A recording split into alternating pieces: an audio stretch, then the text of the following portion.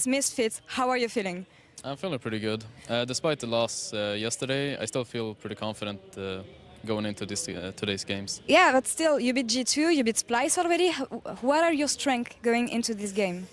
I mean, the win against like G2, Splice, I think we had a lot of momentum or some, I don't know, kind of say, and they were pretty bad back then at least. But I feel, I'm not really sure what our strengths are. I think we had a really good early game yesterday. We're just going to look to replicate that and just do our best and see what happens. And more precisely for you, you'll be going up against Maxlor. In the jungle, what are your strengths personally as a player going into this matchup? I don't know, Maxlor is kind of similar to me, but he just has a lot more brain than me. So, I don't know, I definitely think he's a really strong jungler. I always respect a jungler who has a lot of brain, and I'm really excited to face him. Like, strength-wise, I think I can read him pretty well. Even though like he's really smart, I can still match him, I believe. And overall, we're into 4th week already. How do you reflect on your performances so far? What can we expect more from Roccat?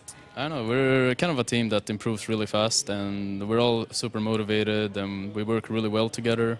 Even though last week it was quite some rough games, I was inting my team, more to say. But this week I feel a lot more confident, and I think we can only go up from here. There's no more downhill. Well, good for you, and good luck, obviously, for the game upcoming. Thank you very much for joining me before the game. And back to Dracos and the analyst at the desk. Thank you very much, Laura. Memento, battle of the big brain, the big European brain. I like it. Maxlor, big brain. He respects people with big brains. Memento, not quite as big, but we're going to find out who the biggest is today. We've talked a lot about this team and their quest to reach the top of Europe, and while they did lose yesterday against Vitality, it does feel like we have been seeing some improvements for Roccat after their rough week last week. Memento talked about the early game was better yesterday, and I definitely agree there, because in the past, and by in the past I mean 2 weeks ago, Roccat could only really win through pure late game. They are trying to move away from that style. We see much more like split push, these kind of things. But obviously yesterday they also kind of relied on Memento. Yeah, absolutely. We have to look back on Memento's performance. Double Baron steals, baby. I mean, this is a game-winning kind of moment. Sadly, though, they did not win the game free, so talk to me, because Memento did steal 2 Barons. It was an incredible individual performance, but it was not enough. What happened here? I mean, we heard New Dragon PGL yesterday that, you know, if you have a 1-3-1 comp and your jungler steals 2 Barons and you still don't win, there is something terribly wrong with the team. So, yeah, they didn't have the confidence and they didn't have the cohesive unit in 1-3-1, because 1-3-1 is one of the hardest comps to play. I think there's a lot of times when they were knocking on the door, and then when they actually needed to go 5 and just get 1 or 2 kills to use the super minions to finish the game, they didn't get those kills. They didn't win that fight when it got that far into the game. And Vitality wanted to obviously push out of their base much earlier, but because they kept losing Barons and had to deal with Blank and Prophet constantly split pushing in the side lanes, Vitality could never leave the lane, so they were stuck defending. And Roccat couldn't win the 5-on-5, and that gave us this really long game that ended with, of course, the TP play from Mini Trupax. And while some of these stats aren't that impressive, I still want to highlight Prophet. I feel like people are still giving him that Gnar, despite what you said yesterday. I said, don't give him Gnar. Give it to him. But, you know, he played pretty well. There were some hiccups from getting 1v1 versus GP. He shouldn't try to fight GP with the Mega Gnar, but he was there. He was constant pressure on the team, and he knows how to split push well. So yeah, don't give him Gnar. Just ban it. Give him something else, because he won't do so much on something else. Well, now I think it's interesting because we look at their opponents on the opposite side. They're going up against Misfits Gaming, and so far the split Misfits have relied a ton on Hansama to carry them in late game teamfights. But yesterday, they tried something completely different. They went with a totally different strategy in draft, put a lot less onus on Hansama. So let's talk about this. How do we actually feel about this draft and this decision coming in from Misfits? Yeah, it was obviously very risky. I think when you pick Rengar in almost any draft, there's a lot of risk involved, because if it's not executed properly in terms of snowballing, it gets really hard to win late game fights with this jungler late on. So they tried to go for like pushing bot lane, control mid lane with the Rise, and then have this Rengar that could force engages with an Ornn later. And they did win the mid game fights when they were supposed to, and they got ahead in the game, but Misfits, they do slow down a lot when it comes to start playing around Baron specifically and getting that extra lead they need to actually win the game. we could see that they're just not that as confident with the playstyle they were playing yesterday than with playing against around Hansama when he gets a hyper carry. You know, if you give Ezreal to Hansama, you have to play around mid lane, around top lane, Alphari, Senkus. These guys have to step up. They have to be the shining lights to carry, and they're just not as comfortable as Hansama on hyper carry. It is a good thing, though, they're trying all these different kind of styles, different kind of drafts, because they've already picked up quite some wins. We know they can easily get enough to make it into playoffs, or at least I feel like they can easily get enough to make playoffs. So testing yourself in different kind of comps that you're practicing in scrims as well, and just make sure you can do it on stage, is perfectly fine for a team like Misfits, who's, of course, looking towards a Spring Split final and later on going to Worlds once again. And it is one of the luxuries of performing so well early in the split, of being so close to the top of the standings, up until, you know, they did lose some games yesterday, is that they can afford to experiment a little bit more. But is this what we want to see from Misfits today? Do we want to see them try this 1-3-1 again, clean it up a little bit after getting those early game leads if they can? Or do we want to see them go back to the protect the Hansama style that worked so well for them? I'm fine seeing them play more early game again. I think at Worlds they succeeded with a lot of early game comps against the Ardent Sensor meta that, of course, was superior late game. And they got really good at closing out games very cleanly. It is hard against all this wave clear there is in the current meta, but I like the fact they're trying it to perfect this style. For me, Misfits as a team, you know, they were at Worlds. They played versus SKT. They gave SKT 5 games. You know, and their focus should be at Worlds, at winning the split. It shouldn't be at winning every single game. They have to improve. They have to get more playstyles, get more comfortable with different playstyles, and that way they will set up themselves for winning the split or potentially winning the split. And the thing that excites me about this matchup, too, is we have two teams who are both ready and willing to play 1-3-1, who are both struggling to execute. And I want to see what actually happens when it comes into a game where they're both trying to run the same composition up against each other. Oh, always becomes very snowbally then. Because if you suddenly fall behind and you can't play the side lanes, your split push comp gets really, really weak very quickly. We might see a Roccat focus on the early game. Memento highlighted that in the interview we just have with Law here just before the game, before we got to us. We said, you know what, early game yesterday was fine. We can try that again, but I think the strongest Roccat draft is their late game teamfight draft. It is easier to execute. It can set up HQ to do well in late game team fights as well. And it's how they picked up most of their wins so far. But the fact they're trying these split push comps, again, it's not a bad thing. But I think a team like Roccat needs to get as many wins as possible as early on if they want to lock top 6. I think Misfits have a bit more time there. A bit more of a track record of success in the past to not take those risks. Now, of course, I'm curious to see what's going to happen, so let's just get right into it. Roccat, they're looking to turn things around with a win against Misfits. Here are Medic and Vedius to get us into game. Thank you, Dracos. I am joined by Vedius. Let's check out the starting lineups. Coming up on the blue side, we've got Roccat! Yes, we do. Yeah, and they're on the blue side, and we'll get to them in just a second. The lineup will come up. I'm amazed. These animated lineups, Vedius. They warned me. I was blown away by it. And so many strong members on this team as well. He looks so sad. He's been playing really well. He looks really happy there, though. Perfect. There we go. This Roccat squad, you heard a lot about them from the analyst desk, and they're looking to secure themselves a win up against Misfits, the Summit finalists, who, after coming back after Worlds, definitely look good. I did praise them as being the current best team in Europe. Right now, my argument doesn't have any legs to it, so I might have to pivot that over the next few weeks. But I think that they have been struggling a little bit. I still think Senkux in the middle lane is not performing to a level that Misfits as a team need him to perform at. But also, the bigger issue was that the communication just felt completely off yesterday for Misfits. I had a chance to talk to Moosvi. I was like, okay, explain to me the draft. Why did you choose to go for something like an Ezreal over the Tristana? Like, what was the logic behind the Rengar? And he said, you know what, our draft was fine. You saw, we had a 9k gold lead, right? That was way bigger than what we actually planned. Around that point in the game, we were expecting like a 6k gold lead. That was the expectation. But then for some reason, my team just kept fighting. I don't know why. They should have played 1-3-1. They had stronger side lanes. They had plenty of wave clear mids. Like, everything was going well. I don't know why they felt the need to keep fighting. And I think he gave them a stern talking to after the game. And they should come back into today's games feeling more refreshed and looking to get themselves a win.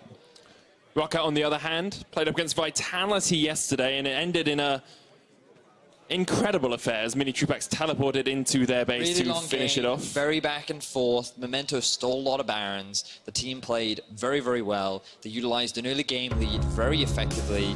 But it got to this late game point where they just could not close things out. and we'll see whether or not they continue to go with that early game style. Will they pivot more towards the late game? I think that one of Blanc's best champions is the Azir. His team fighting with it is exceptional, and I'd love to see Roccat invest in him once again, because I think when the going gets tough, this guy really can step up for his team.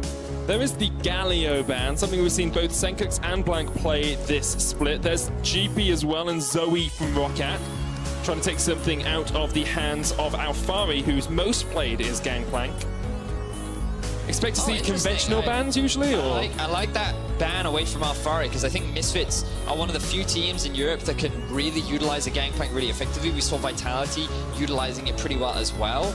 And it's also one of Alfari's comfort picks. He's an individual that loves to play these carry kind of tops, but he's not about dominating his lane in the early game. He's much more about contributing more to his team as the game progresses, picking more of these scaling side lane threats. I feel like Camille is going to rise in priority for this Misfit squad, given that Gangplank has been taken off the board. Whether or not they look to early rotate it, though, is still up for debate. Well, Cogmore as well removed by Roccat, the Sejuani from Misfits. So thinking of things like Azir, Rise here, some strong mid laners, maybe needs to get pinched away from the champion pool. But there's still a lot of options for both these two teams. Is also still up and available. Good prediction, Verdius. Immediately taken off the board by Misfits. So conventionally, you would expect something like the Rise or Azir to be the early priority. We saw Blanc pick up the Rise yesterday, and he started off the game very well, going 2-0-0. And it looks like they're going to repeat that once again. Now, you would expect the common answer to be the Azir, because you always have that, oh, Rise early game advantage, gets to late game, forced to split push, whereas Azir, he loses in the early game. He still has a couple levels where he can trade pretty well, but he has the better team fight value later on and can really offer more than the Rise can later on. And it looks like Misfits just going to go for the standard meta slave, put Senkux on a champion that, to be fair, he's actually struggled quite a lot on. He's played one game on it and was 40 CS down at the 15-minute mark when he played Azir. That was the solo kill game against Jizuke, where he took his tower, killed him, and then swagged away. Have to see what Misfits decide to match up alongside this Azir. Zac is a very good option, and Maxlaw will lock that in for himself. We've seen Zac really rising in priority. Jankos used it incredibly well yesterday. Now Maxlaw has his hands upon it. Now the cool thing you can do here if you're Roccat is Memento can actually pick a little bit more of an aggressive jungler with something like a Kha'Zix, because you already have a pushing lane with the Rise, and you know that we saw last game, Zac can't really trade that strong in the early game. He's decided to go for the Jarvan, but you can still afford to do that, given that you will often run the Electrocute and have a lot of early burst damage. Remember yesterday, we saw Gilius invading at level 2, given that he had this pressure in the early laning phase. So I think Roccat can look to utilize the fact that they've got a strong pushing mid.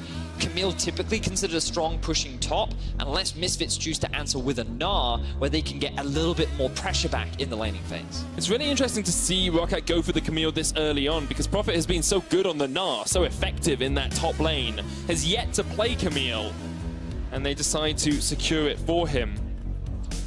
Into it, it looks like it's going to be an Ornn for Alfari. Now remember, you can flex this Ornn. After the nerfs to the Unstoppable, some top laners have considered him to not be that good in terms of trading, and now the Camille stun can actually interrupt that, so you have a little bit more pressure during the laning phase. I actually expect it more to be in the support role, and they're saving the top lane counter to later on in the draft, seeing what the enemy support actually picks up. And I think having that flexibility is a good option here for Misfits, and now they'll start to ban away some of the strong supports like Braum and maybe even Tarek that can act as effective counters to the hard engage that Misfits are building for themselves. It also means that Roccat have to make a decision whether they do ban out some of those top laners that deal well with Camille.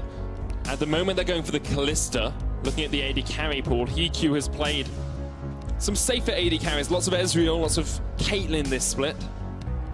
And there is the Ezreal ban from the Misfits. Interesting, so they don't want to give that lane power. They may look to first pick either their top laner right now or the support. I mean, sorry, the AD carry. That's the big question, so you still don't fully know where that Ornn is going to go. But with the Ezreal ban, I think that's quite interesting. Musu was telling me yesterday about how Ezreal can provide you with a lot of lane power. Even after the nerfs that Ezreal did receive against a champion like Tristana, you really do have a lot of trading and pushing power. You have to feel that Misfits go for a Tristana here, though. AD carry pool is very pinched. There's only Caitlyn and Trist really left out of those main two. Great prediction if he locks it in, Medic. Oh, color caster extraordinaire. There it is. Evan Medic Chamberlain right here. I have trained you well. Good spot there with the Tristana. We'll give a bit of a comfort pick for Hans Sama as well, give him a little bit more lane power. Now, you would imagine this to be paired up with the Ornn. I would expect Alfaro to be saving his top lane pick for the last rotation.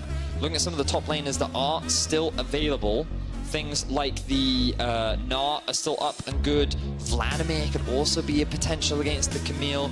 Maybe he takes a gamble and goes Fiora. Don't think he will, but always a possibility. Cho'Gath is there as well. I don't know how well that works into Camille, but it is something that Alfari is very comfortable playing. Roccat looking for their support we expect here. He talked about the Taric is going to get locked in for them.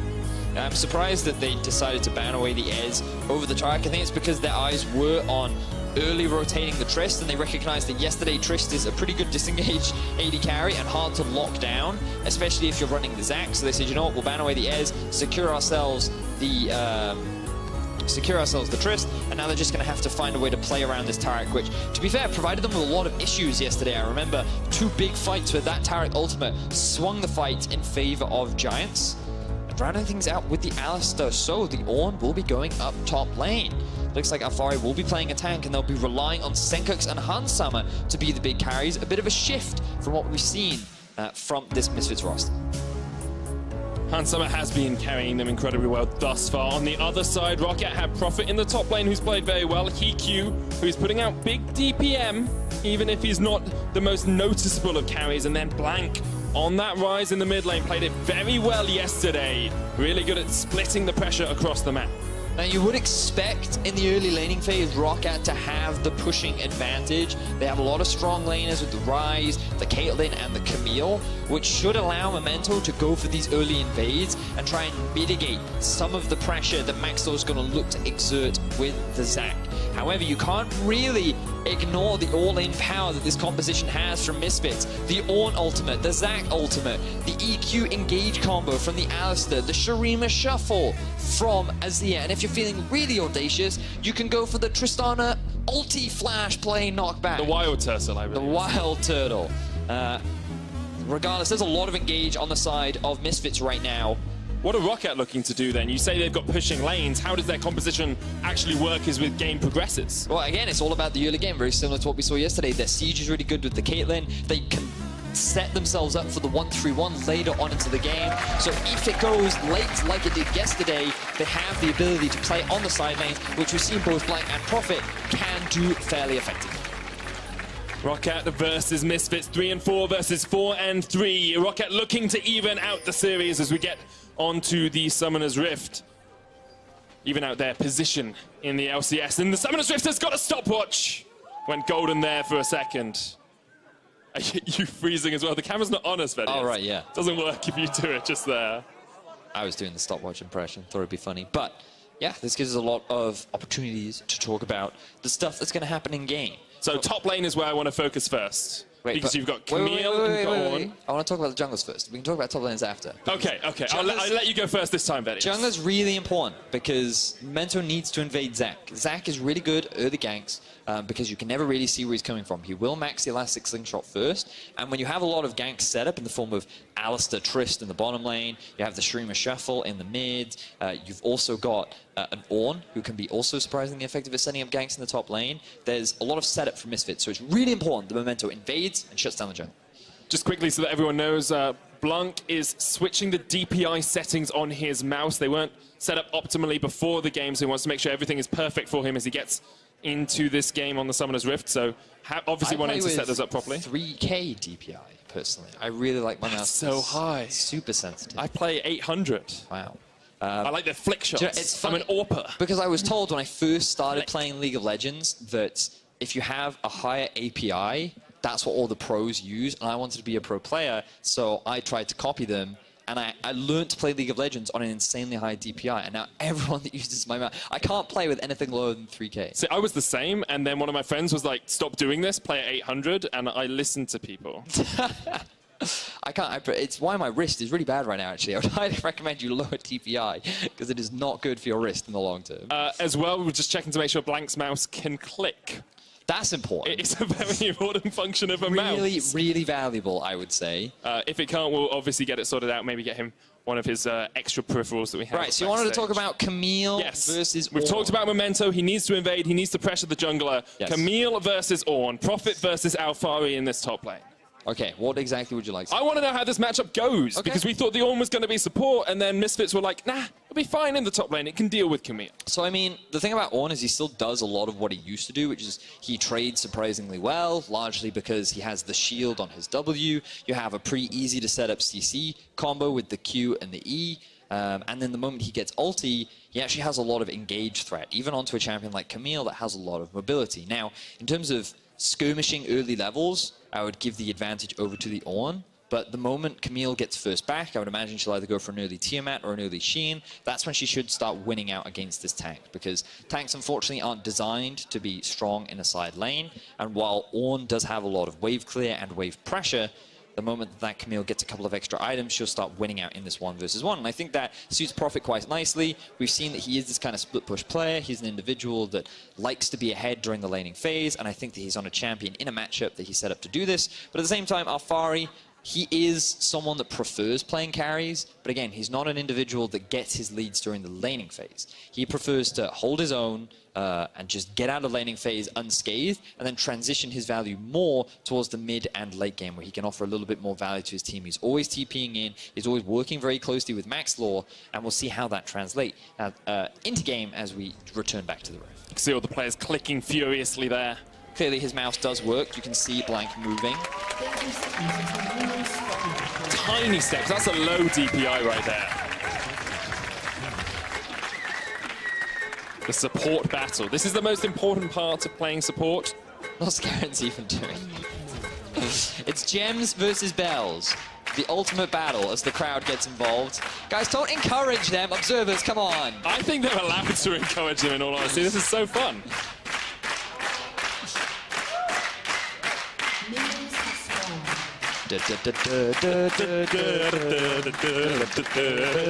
Okay, now we've ruined it. We've ruined it. Vedius, yesterday Misfits played up against Giants, and they struggled quite a lot when it came to the later portion of the game. They were doing so well, and then they fell off a cliff. Yeah, that's exactly the analogy I had in my head. You know, they're driving a bungee jumping. Yeah, except the cord broke at the end, and that's where they unfortunately lost the game. Misfits, they had a massive gold lead up against Giants, and as we said in the pre-game, they just kept forcing fights against a team fight composition from Giants that just ripped them apart. They couldn't team fight, they needed to play the 1-3-1, and this time around they've just said, aha, if we have to team fight, let's build a team fight composition. So now they have a lot more engage, they have a lot more scaling, and this composition is very much set up to try and force Roccat into those fights. And I actually think this suits Misfits very nicely, because one of the things that I've always praised Misfits for is their ability to play around Baron. Back at Worlds and during the regular season of last year, even when they were struggling, Misfits was a team that was always very intelligent around that Baron. Largely because, as Maxwell said in his interview yesterday, he doesn't like to take those 50-50 smites. They'll always disengage and they're very patient around that objective. Whereas Roccat has shown this split that they actually too are very good at setting up and controlling around that objective. So I'm looking forward to seeing these two teams clash that rely a lot on that big objective and how well they set up and play around it. Saw Memento get a couple of steals away on the Baron yesterday against Gilius. Now he's invading the jungle, but Maxwell's been smart here. He's using that slightly bigger brain. He started up at the red side, now has moved down towards the blue side to avoid any early confrontations with Memento. So those of you that have stuck around with us for the first game, the game between HGK and Schalke, and now, you'll notice the difference in Maxwell's pathing. He started on the top side because he knows that Roccat have a pushing lane top and a pushing lane mid, which means that if Memento is going to invade anywhere, it'll be the top side of the jungle. Roccat, though, now moving up into the river, could get caught. Stretch and Strike's going to bring him back. Mickey doesn't land the combo. It's a great stun from Norskeren. I like that. It interrupted the combo halfway through, and Mickey ended up saving Norskeren from what could have been a dire situation. Maxwell, I don't think he wants to do this trade. He just wants the scuttle crab. Please leave me alone. But yes, so this is smart jungle pathing, and now notice here, he's moving into the enemy jungle. He feels that his bottom lane should have a little bit more control. Senkux is now pushing out his wave, and instead of invading, he's decided to go back to base. Pushing in the bottom lane, Misfits are going to put some pressure onto Hiku and Norskeren. A 9 CS lead, but there's a big wave pushing in for Hiku to try and farm up underneath this tower. It's a minion dematerializer on Hansama alongside the unsealed spellbook, whereas Hiku on this Caitlyn has gone for the fleet footwork. Interesting. We've been seeing that a lot from Caitlyn's. Earlier in the day, Kobe decided to run with the unsealed spellbook, yes, so that he could swap over to the teleport. The fact that Hansama has that available means that we're very likely to see him go for an early teleport, push in the wave a lot, expend a lot of his mana, use the minion dematerializers to get a lot of pushes off, and then swap out later. Maxwell looking for an early gank. Blank has to flash away from it, does get the route on towards Maxwell as well, but that is a very worthwhile trade for the Misfits jungler. And this is why we said it was really important for Memento to try and invade and shut down Maxwell in the early game, similar to what Schalke were able to do to Cadril last game, because you can take these innovative jungle strats, and that was a pretty straightforward one. He just sat in the brush, leaped out, was able to force the flash out, but because of the range and the elastic slingshot, it gives you a lot of opportunities to force these early games. Mickey going in for the engage once again, stun onto Hiku. Hansama's trading here, but the explosive shot isn't going to do too much as he's forced away. Has to use the jump. Dazzle lands only onto Mickey, though. Into a trap. Hiku trying to get some damage down onto Mickey here, the knock-up. And Misfits are getting forced away from a lane, even when they make the engage. So you've got to be really careful when trading against the Taric in these extended little fights, because every time he uses an ability, he procs his passive, which gives him a quick double hit. And every time he uses that double hit, it generates a charge on his Bastion, which is his heal. So you actually have consistent heals coming out over and over and over again onto this Taric, which means that while Hansama initially looked like he was winning that trade, the longer the fight went on, the more health that Caitlyn was getting back, and Hansama wasn't. So you end up winning out on that trade, but unfortunately they don't have TP, so Hansama doesn't mind taking that trade because he can just immediately come back into the lane, and they won't lose much as a result. Both the top laners have teleported back into the lane as well. Prophet, across the course of this split, has kind of been an unsung hero for Roccat in a lot of cases. His laning phase is incredibly strong. You can see jungle proximity is low for both of these junglers, but the forward percentage for Prophet, he likes to push past that middle portion of the map and really try and pressure his lane opponent. And this really identifies what we were talking about earlier on. Look at the jungle proximity that you're seeing from Prophet as well. He does not get a huge amount of jungle attention, yet he's still able to build up very significant leads during the laning phase. And also, we talk about the forward percentage. The reason why Alfaris is so low is because he often picks these champions that aren't set up for it. We've got to go back to mid. Maxwell's going to get the jump in with the elastic slingshot, but the gold comes out and Blanc escapes. Outplayed. Soon that will not be available on the next patch, but for now, Blanc is able to escape. Bit of a trade happening down in the bottom lane, but we got to go back to that top lane point and talk about the difference between Alfari and Prophet, because this guy plays much more towards his team. And typically you'll notice his CSD is actually fairly low, but his most played champion is Gangplank. And considering he's only down on average 1.6 CS, that's actually really good considering how weak Gangplank is considered during the early laning phase. Prophet has a minor CS lead at the moment, but nothing too monumental in this top lane, and haven't really seen that invade from Memento that we were expecting to. Maxwell's starting to get towards that level 6 mark, so Memento now trying to just find avenues into the jungle. There's not many opportunities for him. Maxwell's done a very good job of outsmarting his opposing jungle. Would love to see a play towards that enemy blue buff. You can see Caitlyn and Taric already have push right now. Norskeren should move into the enemy jungle and drop a ward or two. Then you move with the Rise, given that his ultimate is coming up soon, and you should be able to get pressure around this objective and just steal it away. It's a nice thing to take off an Azir, and it will give you a bit of early pressure advantage too. See, we all thought he was going to ward. He just wants some extra mana. Wait for it. Oh. No. Memento's going to push forward, though. Okay. So they do have a ward here. They know the blue's there. They've teleported back into the mid lane as well. They still have the push in the bot Now, lane. I don't like the fact that Memento's doing this by himself. That's a little risky. But it seems that Maxwell has decided to focus in on clearing out his walls. And this will be a secure. So the full plan of what I was expecting didn't quite come to fruition, but they got the objective that we talked about, and I like the fact that they make that play, deny the blue buff away from Senkux, and give Blanc a slight edge over his lane opposition. And Maxwell's going to put down a control ward here as he looks to jump in on Blank. He does have the flash. Senkux shuffles in. Memento here from the side as well. Blank's going to flash on towards Senkux, who cleanses it away. Jump back with the Let's Bounce. Memento is going to be fine for the time being. Mickey's trading down towards this bottom side. Does have the level 6 as well. There's the stun from the trample, the knockback as well. And Hans Sama, steps on a trap at the edge of the bush. He's going to have to jump away. Flash! Can't quite connect. A misplay there from Hansama. Didn't see the trap and wasn't expecting that amount of damage.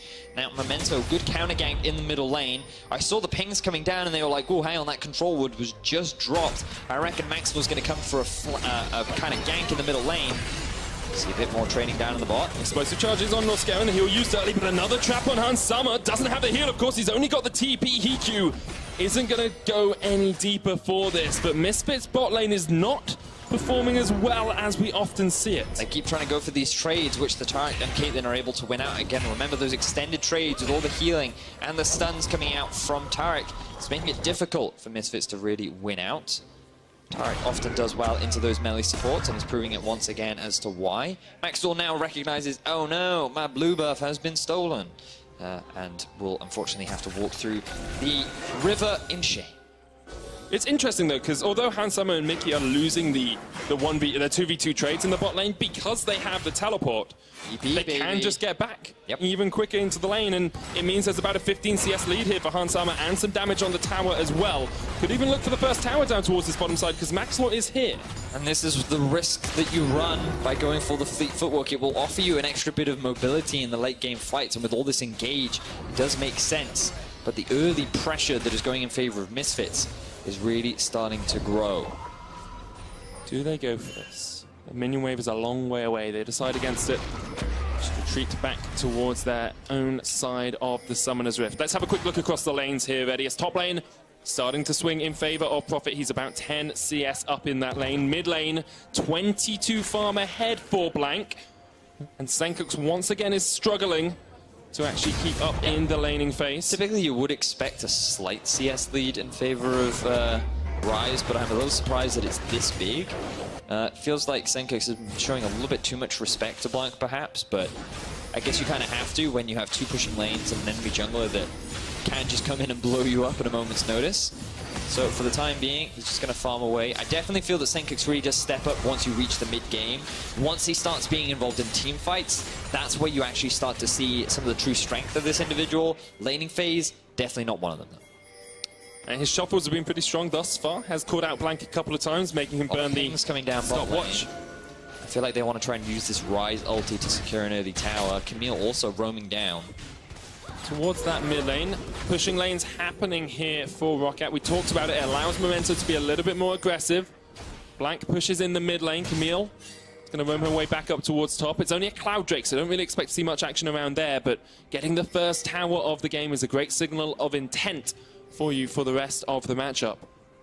And Roccat are looking for it. They only have about a 700 gold lead, but it's not nothing. They have an advantage. Both top laners have TP as well, and they want to save it in the event that this bot lane play does occur. Misfits are pinging out on the Cloud Drake. They recognize that Roccat have control over it, and they're expecting it to be started. The question is, how will Maxwell respond? Memento praised him for having the bigger brain.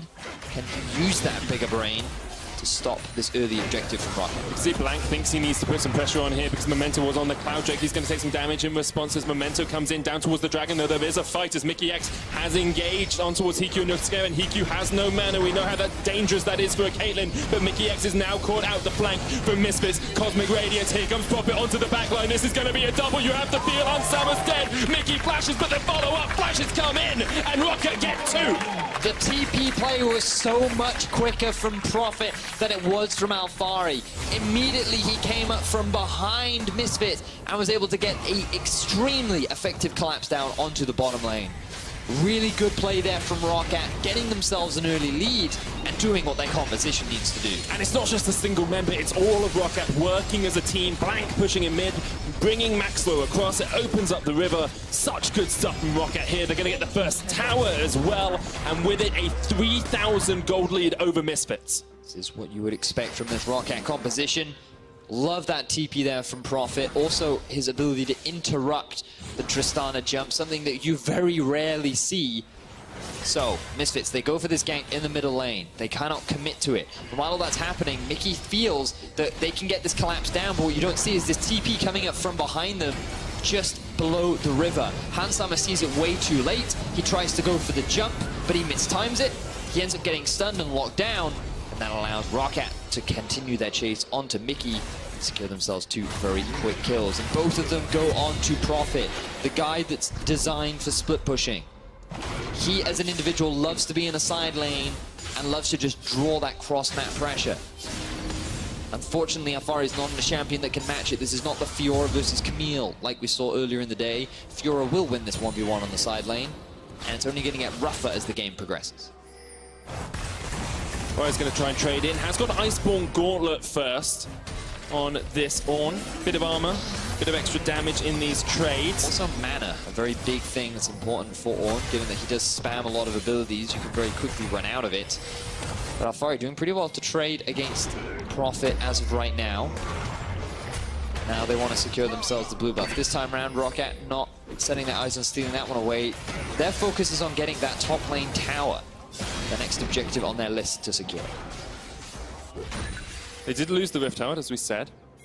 They can, however, continue to push in. BF Sword Pickaxe completed on both AD carries. Hansama and Mickey giving a lot of respect to Norskeren here, who has had a very good split thus far. One of the standout rookies, I think most people would agree, especially his Braum player. Now his Taric as well. 15 minutes in, 2 towers to 0 in favor of Roccat. And Misfits are starting to fall behind.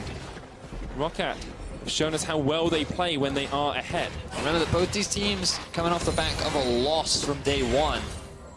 One of them is going to go 0-2, which is going to be a big deal in terms of the standings. Roccat, they had a good start to the split. They were sitting near the top, and now they're in the middle of the pack. And Misfits in the opposite situation. They were at the top for a while. Now they're at the risk of falling down. A lot of important standings implications ride on the outcome of this result. And also, you got to think about what it means for the mentality of both these teams. Especially for Misfits, they have such a good opportunity to separate themselves from some of the other playoff contenders. You know, Spicer at 4-4, Schalke at 4-4. If Misfits could get to 5-3, you really put a little bit of breathing room between you and the chasing pack. Roccat try to even themselves out in that tied position on the 4-4 scoreline, and they seem to be doing a very good job of it thus far. A lot of people, as they came into the split, would have said it's just a ragtag bunch, a team that doesn't really have any coordination, doesn't really have any obvious identity. They have definitely shown that is not the case. I mean, Roccat, as an org, they have this tendency to surprise, right? They are that talent factory that always produce individuals that somehow make it onto some of the more accoladed teams, as it were.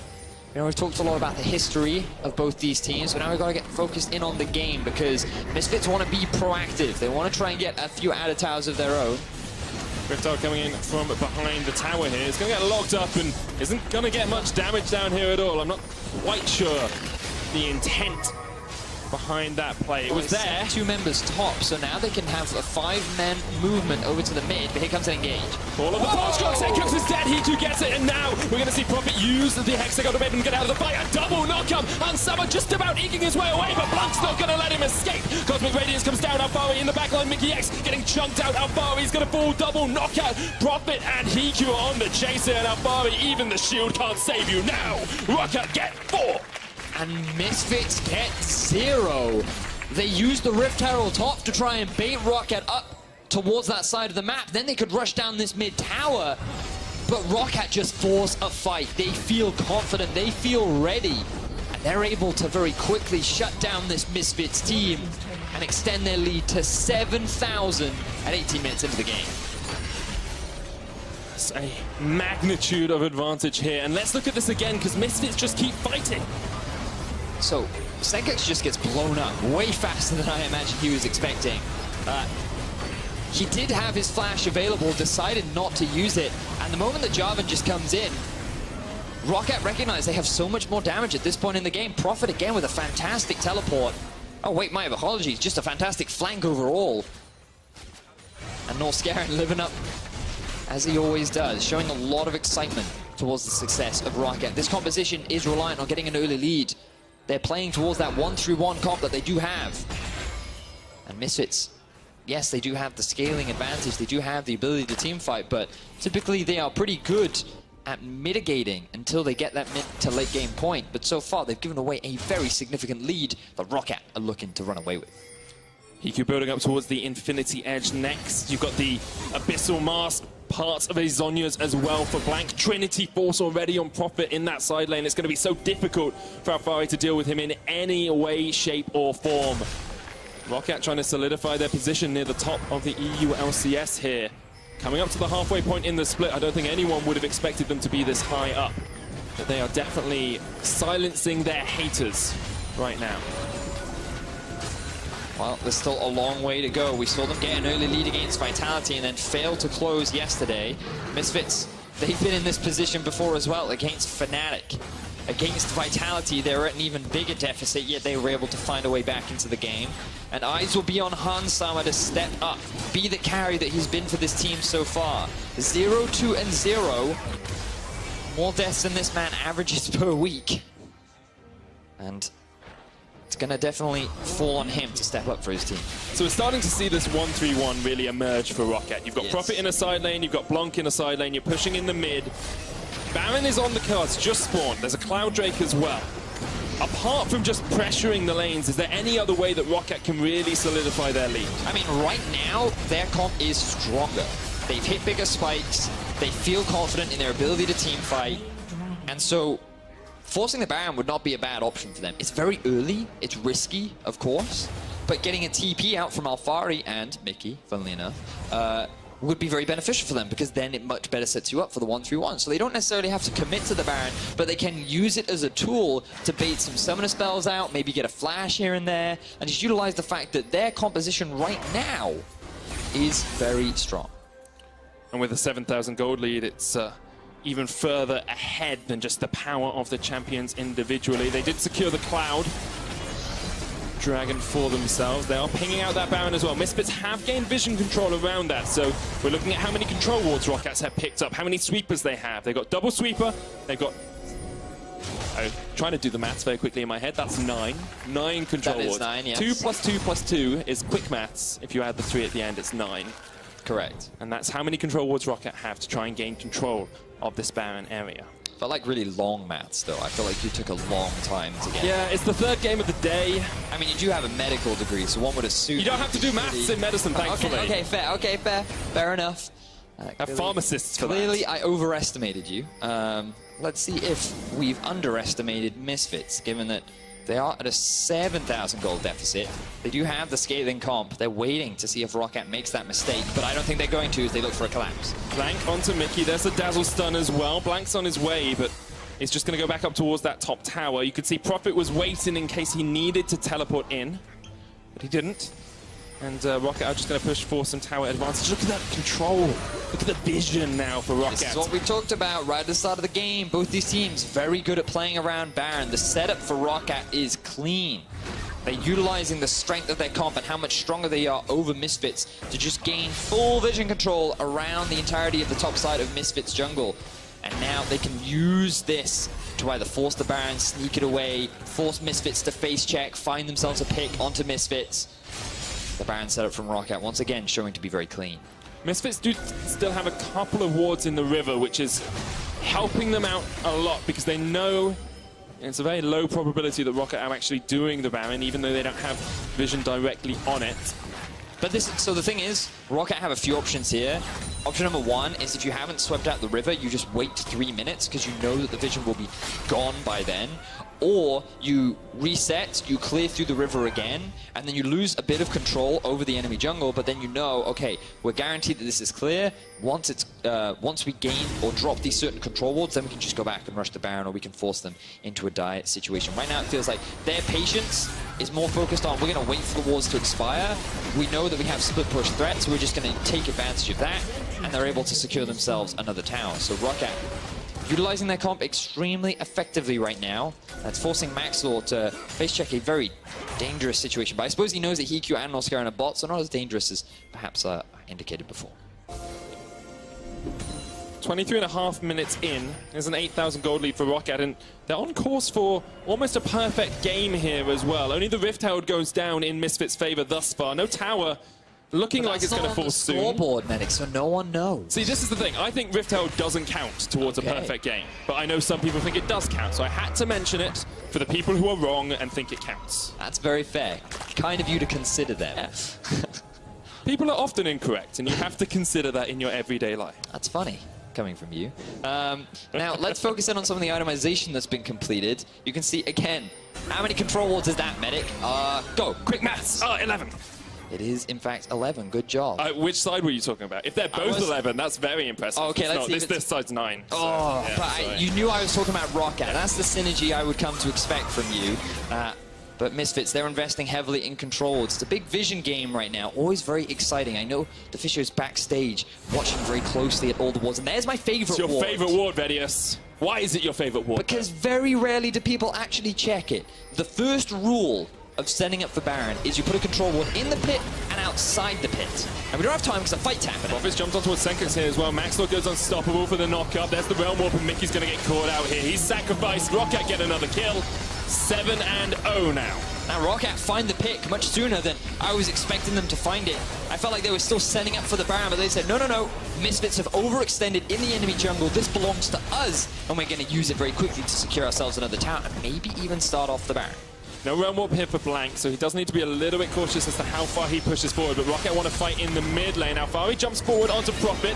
The flank from Noscaran can't quite connect with the Dazzle. Prophet's going to get forced away. The trap gets some damage down from Hikyu as well. They do get a top lane tower from that as well, so Roccat slowly chipping away towards Misfits base. Roccat playing this very cleanly right now. 10,000 gold in their favor. You have to imagine that it would be very difficult for them to throw away this game. Don't say that, Vedius. Cast accursed. Yeah, well, we shall see. So, this is what we were talking about. Roccat, they have control over lanes, so you can see mid has been pushed up.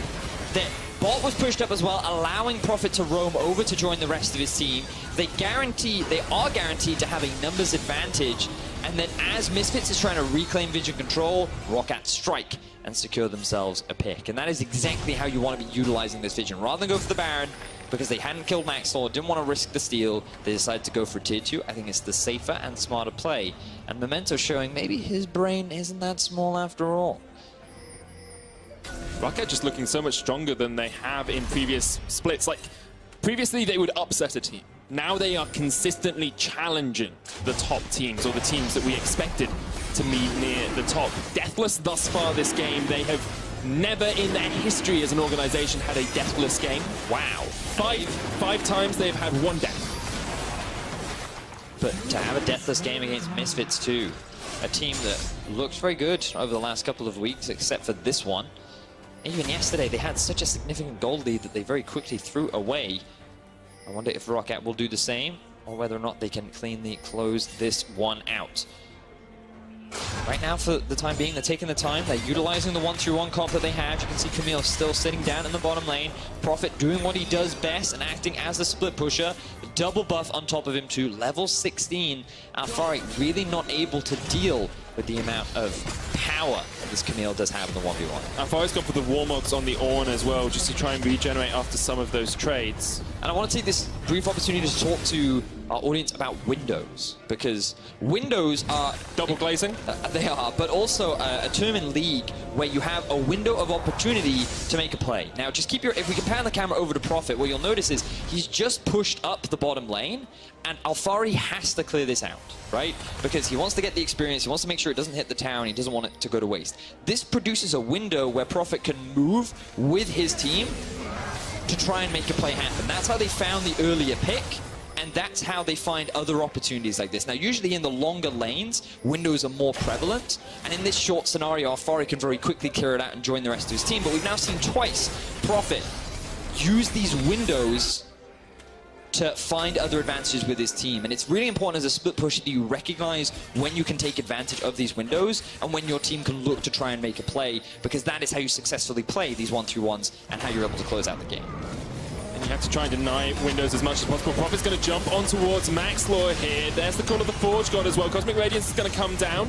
We'll head up 3 members of Roccat. So they get rid of the call of the Forge God, but they've used Hextech Ultimatum and they've used the Cosmic Radiance. Prophet got dragged into the enemy team there, didn't want that. Now they're using the Rise ultimate to rush towards the Baron. It was pinged out by Misfits. They have a feeling it's going on. I think they may have seen the edge of the ultimate animation on a ward that they have just around that corner, because Maxlaw's on his way, 2000 HP, stunned up, and they're going to be able to burst it in time. Maxlaw, elastic slingshot, jumps it, can't quite get it, Blank secures it, Maxlaw's going to go down as well, and now Prophet with the TP is called out. Mickey, Roccat, get the Baron, they get the jungler, and they're looking for the inhibitors at least off this Baron push. Prophet's looking for a little bit more than that. He wants the kill. Ace in the hole will not connect on towards Mickey as Alpha blocks its path. Roccat looking so confident, utilizing the Rise ultimate to quickly move your entire team over to the Baron, securing the objective, and now they're on track to easily break into the base of Misfits and perhaps secure themselves the win. 14,000 gold ahead. They've already taken down 1 inhibitor tower. They're looking for the inhib and maybe this top tower as well, although that wave has been cleared out. Prophet's there to buff up the minions as they join the fray,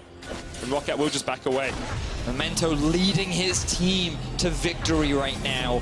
8-0. Misfits struggling so much. And you can see that ward just about spawning out the Rise ultimate as you identified medic. Maxwell tried as quickly as he could. He gets stunned up. He's still able to get into the pit, but just can't quite smite it down in time.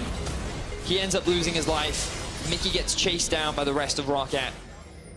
But he is able to flash out of this dire situation, but that means that engage is going to be unavailable. And Roccat now with the mid inhibitor down can start just continuing to play the continue rather to play the 1-3-1 that they have been using so effectively in this game. 30 minutes in, 14,000 gold in favor of Roccat. Clean macro play, clean laning phase. Good Barons. Good Barons, good Baron control as well, which is vital. And strong individual performers as well. I feel like everyone has been stepping up this game. No silly mistakes that we often see from Blanc, where he's just in a weird position and he tries to make a play that he shouldn't. Strong engages as well from Memento. We saw in that mid lane fight, he got a double knockup. That was what really secured them the early portion of the game. Good smites, good control of his jungle, and trying to get into the enemy jungle as well. Roccat look like a much more cohesive team than they have in the past. This may be their split as they look to take down these inhibitors. Still a long way to go for them, of course. Prophet's going to jump onto Alfari. Blank's here as well. Alfari with the call of the Forge God is dead as Blank wipes him off the face of the Summoner's Rift, and the top lane inhibitor tower goes down as well. Roccat looking for 2 inhibs here if they can take them. Hansama jumps onto Prophet. Let's bounce. The Realm Warp gets them out, and Prophet survives. Still deathless. Roccat continue to press forward. They're looking for that perfect game. Roccat so close to Misfits Nexus. They have had no answer, and they're on track to securing themselves another win, tying up their score and bringing Misfits down to the middle of the pack. And Misfits will go 0-2 this week if they do lose. Not what they would have wanted at all. There's the 3rd inhib down, still Baron buff remaining. About a quarter of that left. Roccat just pushing in with these minion waves. Nexus tower down to about a 3rd HP. Roccat continuing the push. Stun there from Norskaren. Memento jumps forward onto Mickey. The tower goes down, though Memento manages to survive. Cosmic Radiance comes out on Norskaren. Mickey in that front line, but Prophet just looking for the Nexus towers. Maxwell jumps in. Memento, Norskaren, they're all in the midst of it all, but Memento still has his stopwatch somehow. So does Norskaren. The Nexus goes down, and Roccat get the perfect game over Misfits. Prophet and Memento don't know how to celebrate, but they don't care because smiles are on their faces. Norskaren, the biggest of them all. A perfect game over Misfits. They struggled yesterday. They did end up falling against what was a very clutch game against Vitality. Many argue that they should have been able to win it, but they bounced back. They have a cleaner performance on day 2. They net themselves the win, and they shake the standings up so much. This is EU, everyone beats everyone. Roccat proving that moniker even more now. Everyone on that team played so well as well. Profit with the split push, Memento with the jungling, Blank in that mid lane, and then as part of the 1-3-1, and Hiku and the Norwegian wonder kid Norskeren in that bottom lane. See how much it means to them, and just how strong they were throughout that game is almost surprising to watch. And a bit of an uncharacteristic performance from the bottom lane of Misfits. 0-3-0 for Hansama, 0-4-0 for Mickey. Obviously, it wasn't entirely their fault. A lot of focus was put down onto shutting them down. But at the end of the day, they were the people that Misfits often rely on to carry. We talked about how Senkix and Hansama in this comp had to step up. They put Alfari on a tank. He wasn't in a position to shine like he normally does on things like the Gangplank. And unfortunately for them, they ended up getting shut down in the early game, and Roccat just ran away with it. And I just wonder, how could this have been different if Misfits had perhaps invested early into something like a Camille, give that over to Alfari, give him that strength up in the top lane, continue to play around the conditions that have allowed them to get wins so far. But we won't be able to find out, because Roccat, they served Misfits on a platter, and they absolutely demolished them. No, they did, and we've narrowed it down to Memento, Norskeren, and Profit in the fight for player of the game. Head over to @LOL Esports on Twitter and vote on the poll. We'll find out the winner when we return for our next game. Vedius, if it was up to you, who would you give it to? Profit. I think he had a great Camille game. His split pushing was fantastic. And I think that overall, he demonstrated a really good example of how to play in a side lane. I can understand that. We've got two of our top contenders, Giants and Fnatic, clashing on the Rift in our next game. We'll be right back for that and an interview with Hiku after the break.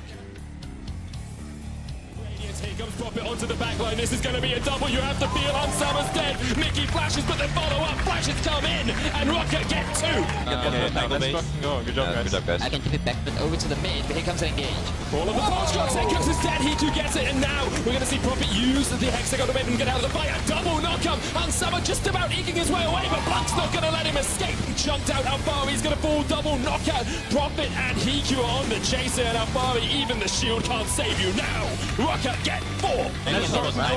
Yeah, go big sides. Animation on a ward that they have just around that corner, because Maxwell's on his way. 2000 HP, stunned up, and they're going to be able to burst it in time. Maxwell, elastic slingshot, jumps in, can't quite get it. Blank secures it. Maxwell scaring Mickey in that front line, but Profit just looking to the Nexus towers. Maxwell jumps in. Memento, Norskeren, they're all in the midst of it all, but Memento still has his stopwatch somehow. So does Norskeren. The Nexus goes down, and Roccat get the perfect game over Misfits.